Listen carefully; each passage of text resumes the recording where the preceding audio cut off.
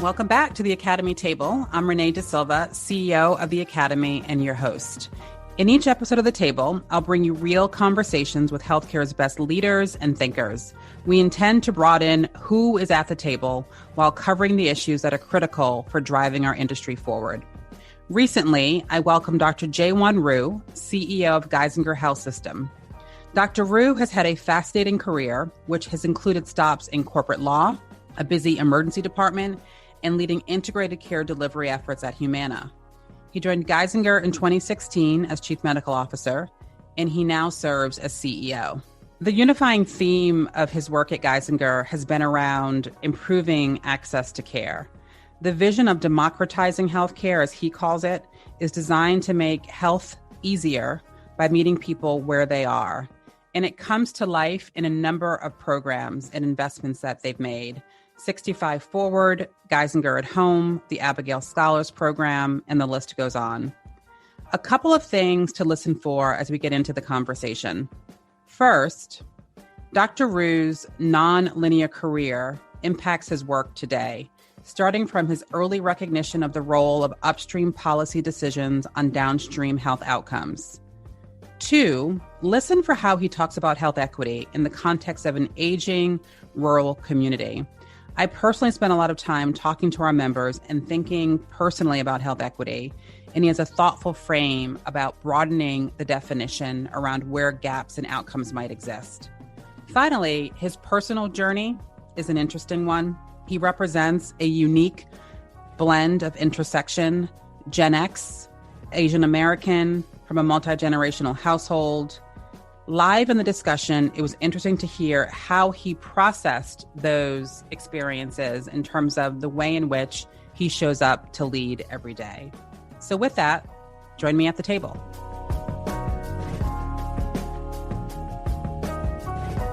Dr. Ryu, welcome to the table. So happy to have you. Happy to be here. Thanks for having me, Renee. Absolutely. So I've been looking forward to this time with you. You have such an interesting and diverse background in terms of how you arrived in your current role. But before we get into that, I'm just personally fascinated by the early forces that shape us as people and as leaders. So if you wouldn't mind just sharing a little bit about your own childhood. I did a little bit of a research in advance of this conversation. So I know that you are from Chicago, immigrant family. Your father was a neurologist and your mother had what I would consider to be one of the hardest jobs in terms of taking care of the family at home. Would you just maybe elaborate a bit on how these early forces shaped you? Yeah, first of all of the above are true. And I would say my mom probably had the hardest job of them all. But I think really growing up in what was predominantly a suburban existence, I think it shaped me in many ways because I grew up kind of sheltered by many measures. I would say I was sort of sheltered. I went off to college when it was really the first experience like many kids have, outside the home, but also in a different environment altogether. And I think for me, it meant interacting with communities that didn't have the same opportunities that I had always taken for granted. And I think as a result, I got very interested and active during college and actually immediately after college in youth enrichment programs, got interested in urban policy, specifically around kids and education. After college, I took a year off actually and worked as a teacher through the AmeriCorps program.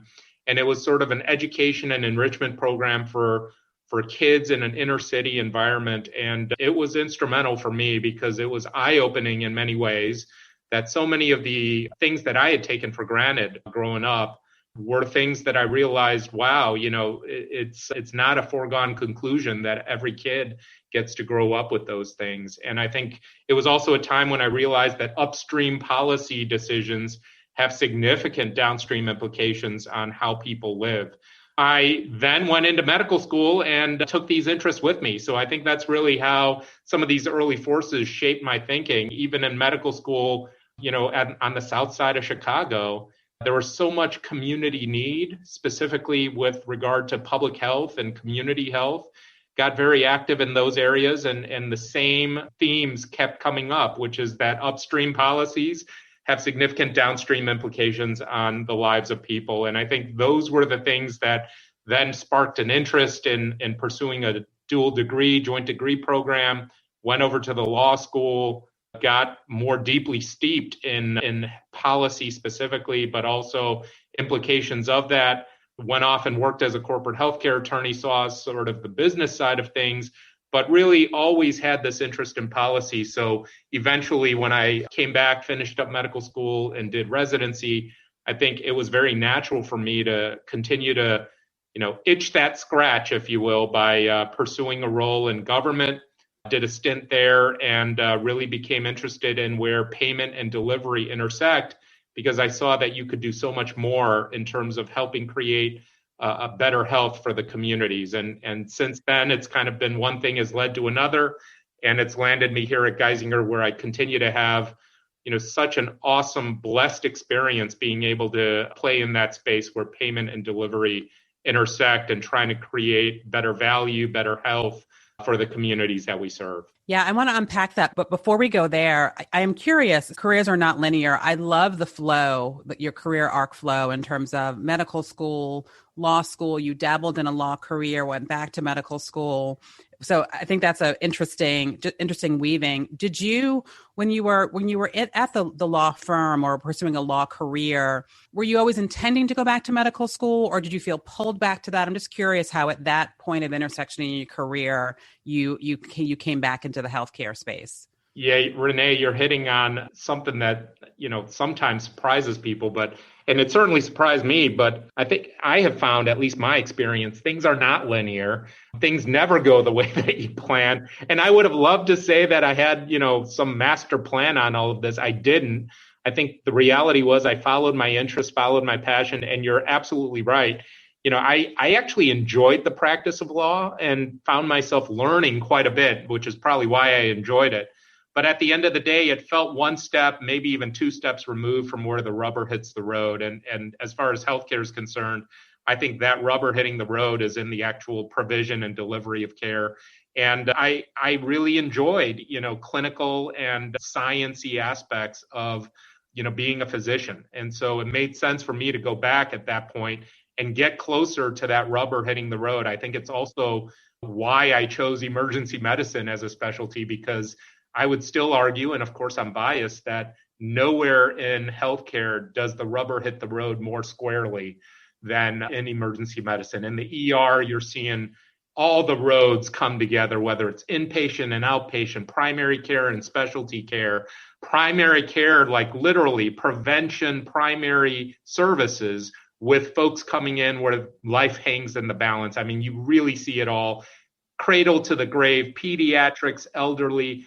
And I just absolutely love the variety, love the unpredictable nature of it. But also, to me, it represented, so much of what goes on in the healthcare industry. You have insured, uninsured. You have different payers playing out and their members landing in the same emergency room. Sort of a neat environment where all the crossroads of healthcare come together. Absolutely.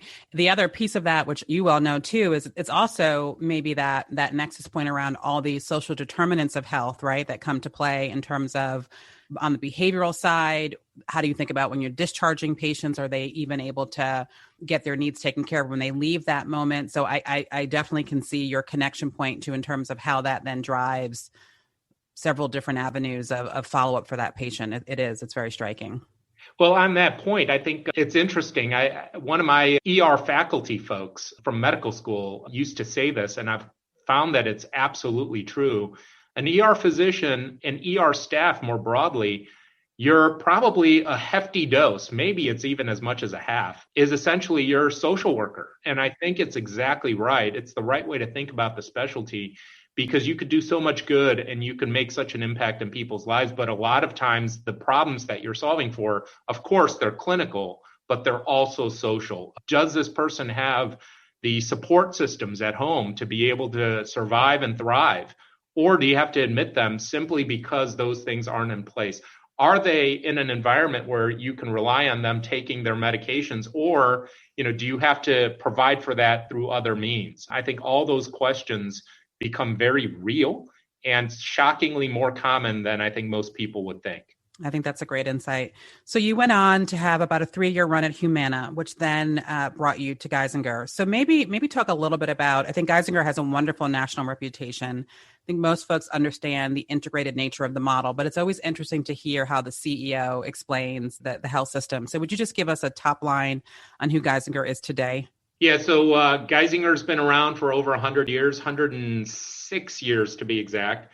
We're situated in central and northeastern Pennsylvania. We cross a fairly significant geographic area, many areas of which are rural or small town, and then some are sort of smaller, more urban environments, whether it's Wilkes-Barre, Scranton, Williamsport, or some others. And I think we've been around a long time, but more importantly, anchored around our communities. It was a system that was born out of the community needs. I think that's still sort of woven into our DNA today. And I think the other calling card feature for us has been, we've been in this value-based game probably longer than most. We started our own health insurance company back in 1985. So we've been at this for about 35 years around the notions of prevention, getting upstream, building clinical programs to try to drive value and affordability. At the same time, we're not a fully contained or integrated system because we also take care of members of other health plans and also have some members of our health plans outside our own delivery area. And so a lot of folks kind of think of us as a 50-50 hybrid, if you will, where half of what we do is firmly and squarely in that prepaid risk-based environment. And then the other half of what we do is still working in partnership with other providers or other payers, as the case may be. And as a result, I think we've been able to build an awful lot of neat programs, neat capabilities, hire great people, and bring them to our communities. I think the quick thing that I'll mention, if the first 100 years or so of our existence was about building things and expecting people to come. So think of it as the field of dreams analogy. You build it and they come. And we've been very fortunate. Our communities have come in abundance and gotten their care and services here. But I think for this next chapter of Geisinger, really going back a couple years since I took this role, it's all about trying to build programs and meet people in communities where they are, take them out to the people, closer to the home, closer to the communities, closer to clinics. And by doing so, we think that, we make health a lot easier versus, sometimes coming onto big tertiary care campuses can be clunky, especially when you're dealing with vulnerable populations, whether they're elderly, socioeconomically vulnerable. We think that we're solving for a lot more things when we make that a lot easier by bringing more services to them. I love that. I've heard you maybe frame that broader strategy, which I'd love to unpack a bit, as democratizing healthcare. Maybe just elaborate on that a bit. This notion of meeting people where they are also really comes to life for me. So how do you frame or explain this notion of democratizing healthcare? Yeah, and we have said, and I think it's because of where we are. If anybody's been to central and northeastern Pennsylvania, we have a lot of areas that frankly have just seen better days socioeconomically. And I think the pandemic, if anything, it made that dynamic even more compelling. And so as a result of that, we've tried to build programs and figure out financing mechanisms and business models to actually bring like high-end services directly to these folks where, in any other area of the country, you would say that defies logic. And so, we have folks here that think of those populations that, whether they're really going paycheck to paycheck and struggling to make ends meet, or they may be unemployed or recently unemployed or struggling with all the other challenges that life has thrown their way, or even, maybe well-to-do, but have many, many chronic diseases. And that's a significant challenge on what they try to achieve in their lives. At every single step of that, we think that when we're able to build programs and when we have them in an environment where the care collides and intersects with the delivery and the financing, we know that we can bring these tremendous programs to bear. So for example, we have our 65 forward senior focused primary care, essentially concierge primary care, patient panels a fifth of the size of what you would see in primary care practices across the country. If you were in a big city and you wanted to afford concierge care, you would say, well, A lot of these models charge a subscription fee that's exorbitant just to participate in the model. And here it's free. And the only quote unquote requirement is that someone is on our own Medicare Advantage plan. So that's a great example of where when we combine the financing of the care with the delivery of the care, we can really focus on the health and wellness of the patient and not have to worry about, is this or that reimbursable? Is this or that, an adequate payer mix to maintain these kinds of services?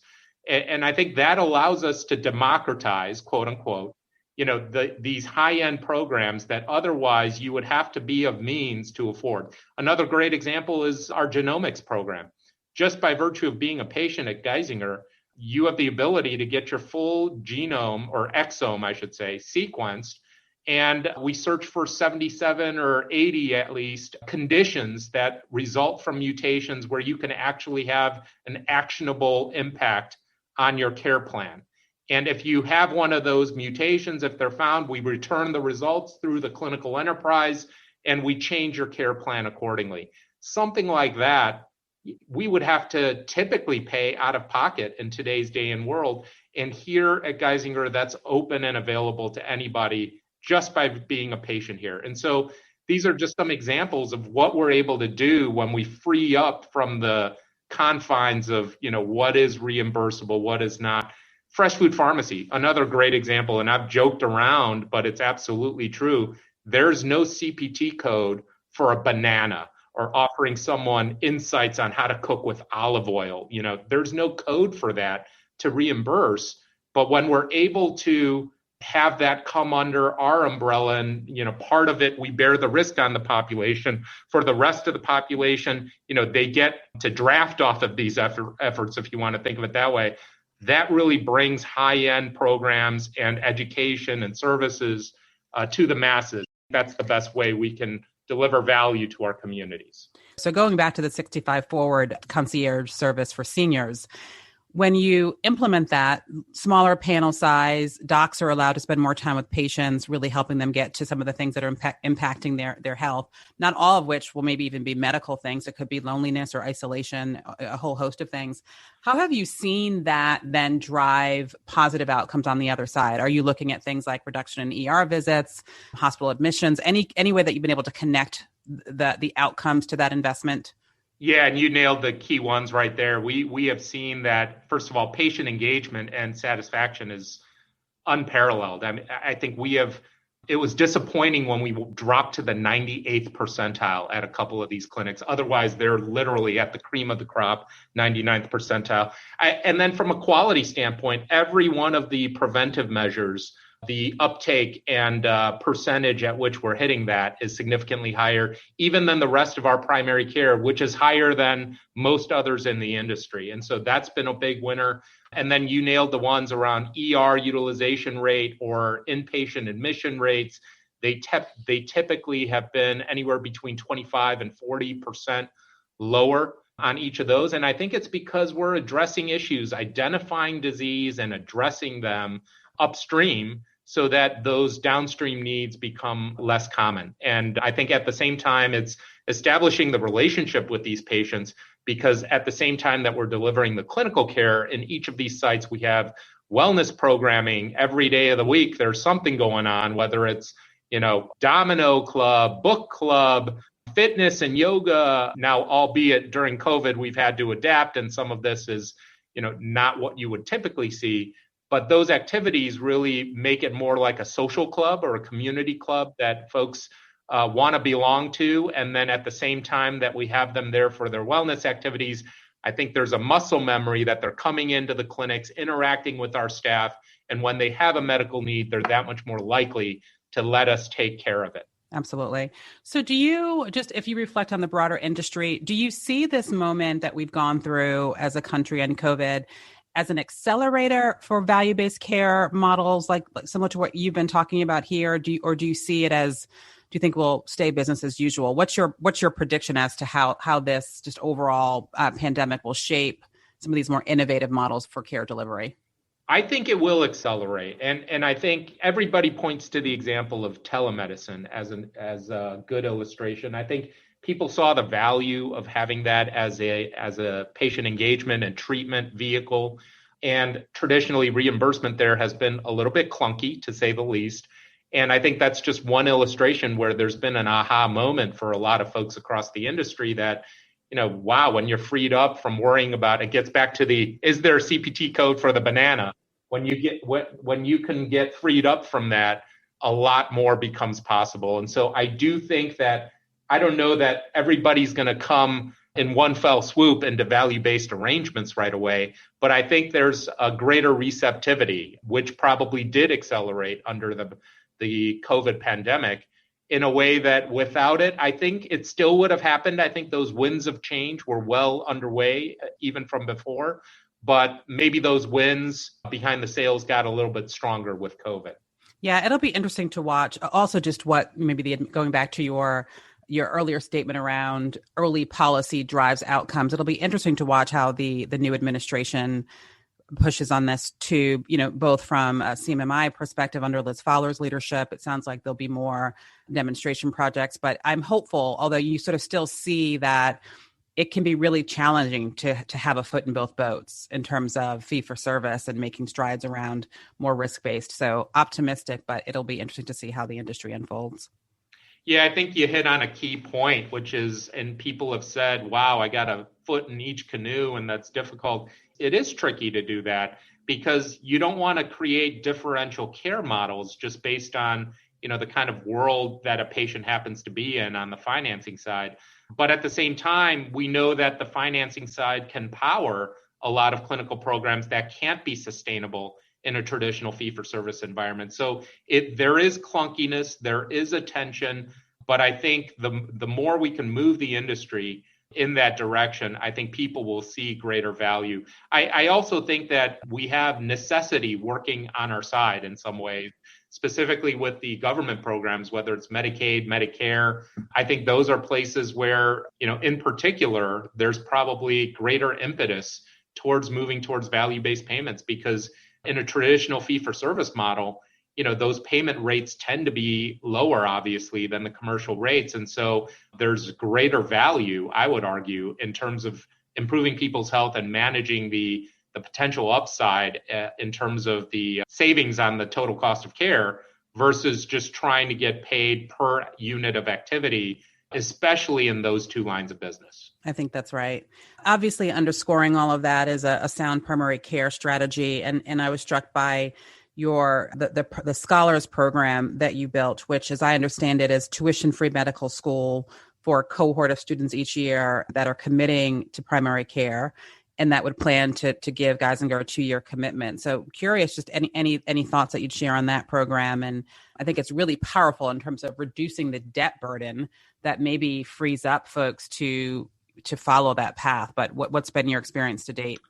Yeah, we are at an all-time high in terms of number of applicants at our medical school. I think it's not a coincidence that it comes as we've launched that program. It's called the Abigail Scholars Program, or Abigail Geisinger Scholars Program. Up to 40% of each class, as you mentioned, will go tuition free, even with a living stipend during medical school. But it's targeted around primary care and behavioral health, i.e. psychiatry.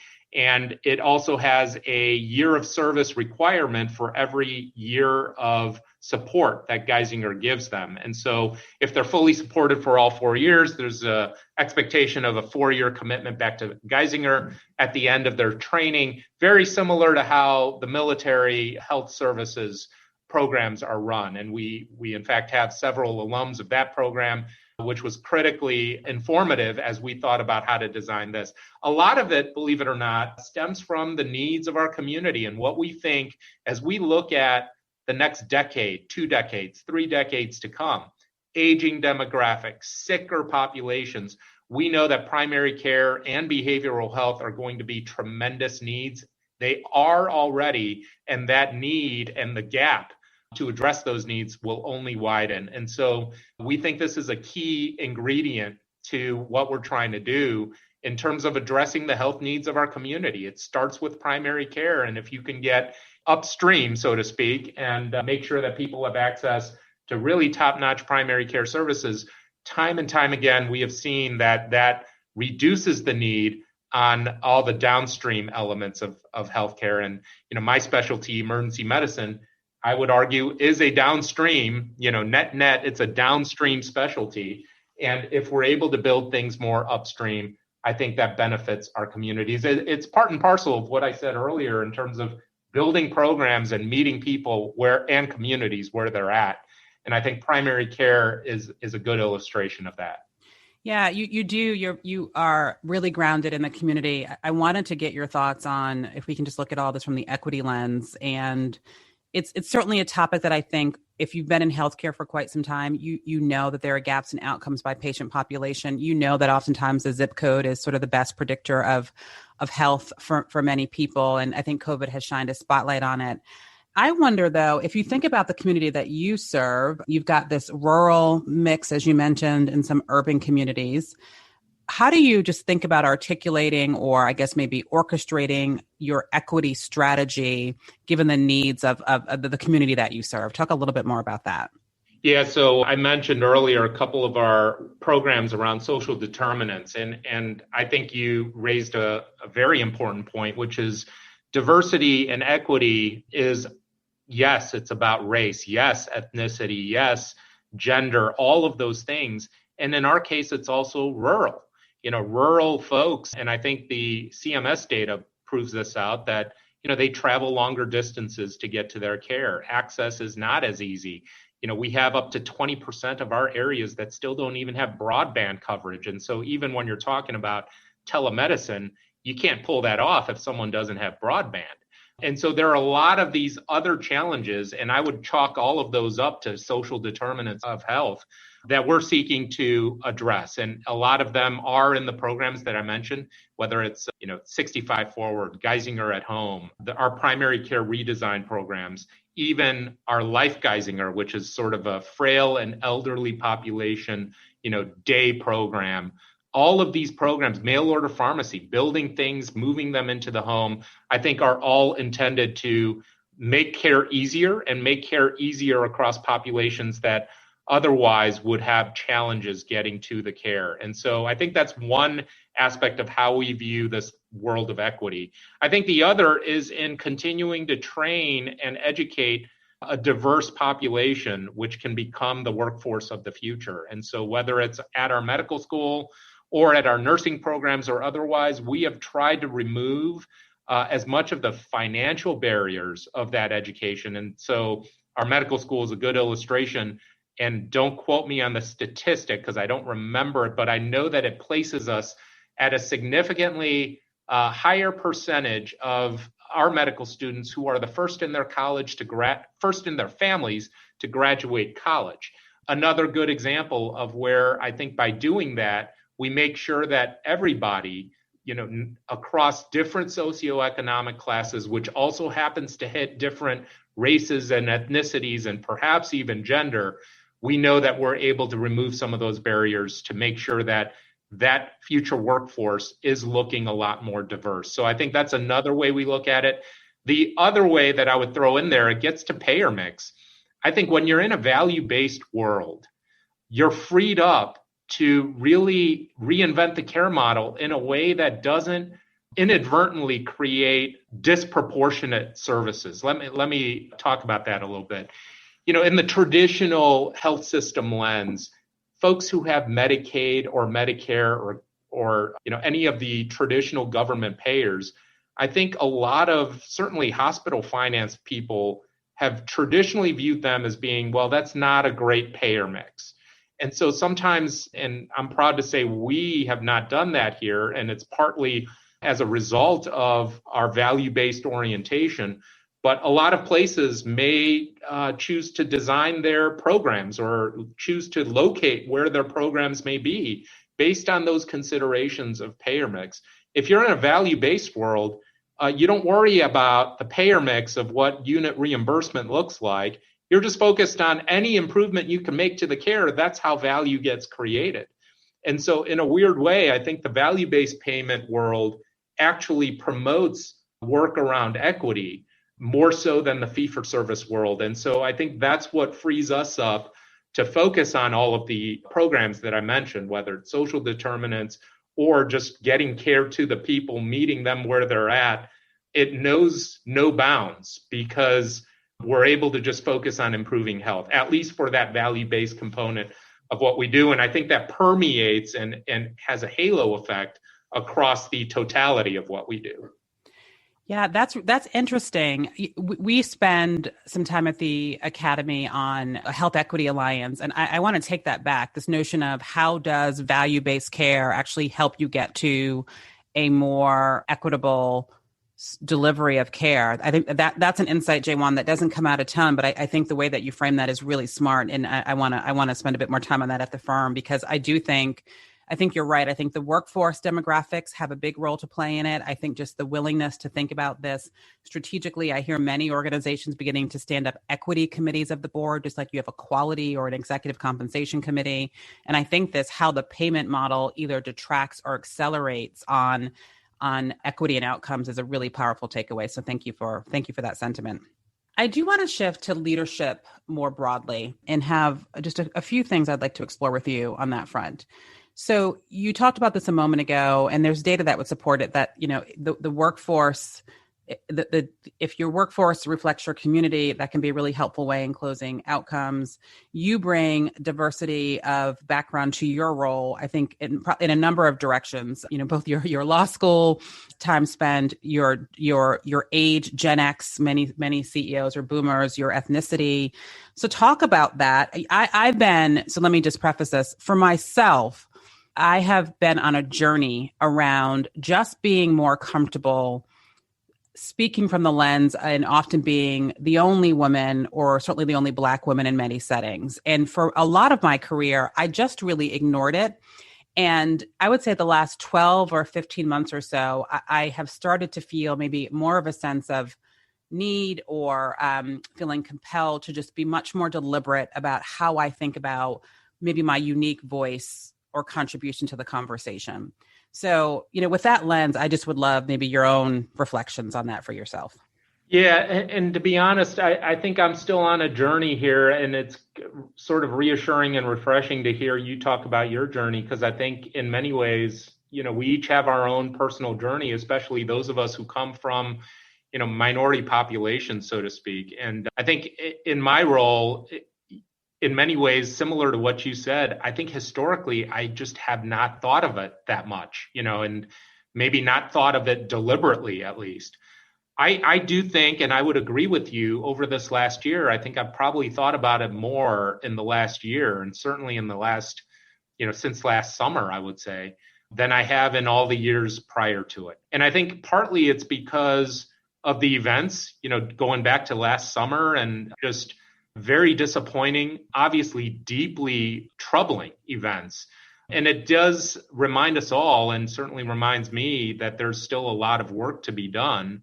But as far as, what I bring to work every day with me, I think sometimes, especially being an Asian American leader, and sometimes, I'm reminded of this by other colleagues, especially in recent times with what we're seeing with Asian American populations across the country.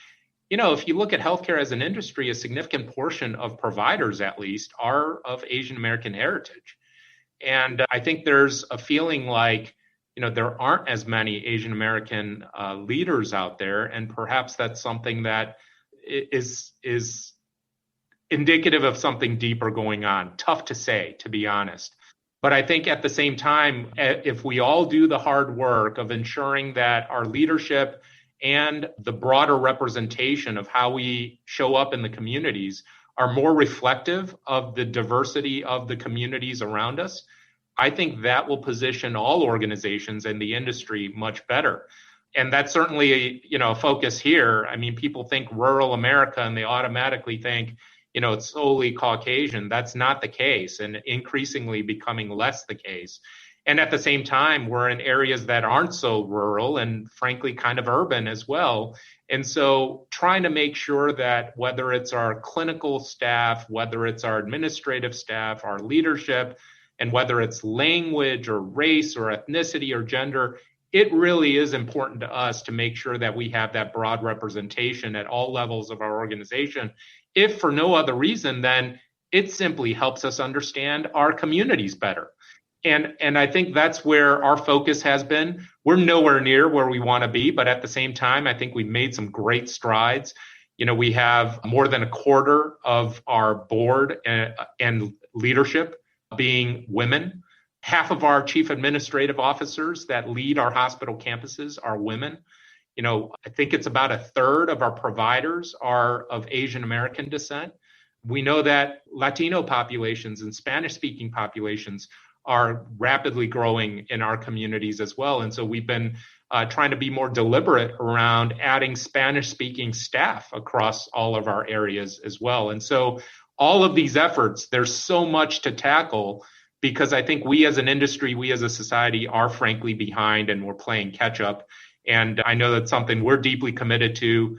In fact, recruiting a chief diversity, equity, and inclusion officer here, just getting launched with that search.